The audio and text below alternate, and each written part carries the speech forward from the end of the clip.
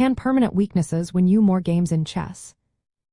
Imagine walking into a game thinking your position is perfect, only to realize you have a hidden flaw. Sometimes, these flaws are permanent weaknesses that seem like trouble. But could they actually help you win more games? Let's find out. In chess, permanent weaknesses are structural issues like weak squares, backward pawns, isolated pawns, or doubled pawns.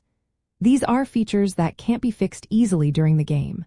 For example, a weak square is a square that your pawns can't defend, often in front of a backward pawn or near doubled pawns. These weak spots can become targets for your opponent's pieces. Now, many players see these weaknesses as liabilities. They restrict your piece activity and give your opponent easy targets.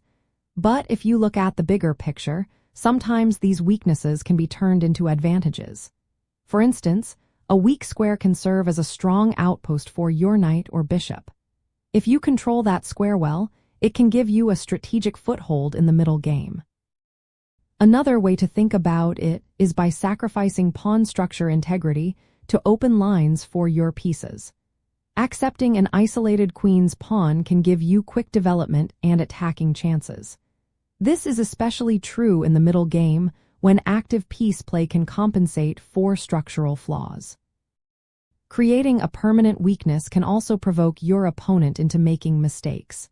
If you intentionally leave a pawn backward or weak, your opponent might overextend trying to attack it. This can open up lines or create counterattack opportunities for you. In the long run, these weaknesses can be part of a bigger plan. You might fix a backward pawn by attacking it with rooks on open files or control the squares around it. Over time, this pressure can cause your opponent's position to crumble. But here's the key.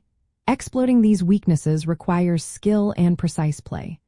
Less experienced players often lose quickly because they don't defend or attack properly. Strong players know how to use their pieces to target these structural flaws effectively. Doubling rooks or lining up queens on open files against weak pawns is a common strategy. In the middle game, spotting and targeting your opponent's permanent weaknesses is a vital part of planning. If you have weaknesses yourself, then active piece play, creating threats, and controlling key squares are ways to compensate. So, do permanent weaknesses win you more games? Not automatically. They are structural flaws that need careful management. When you combine them with active play and good strategic ideas, they can become tools for victory.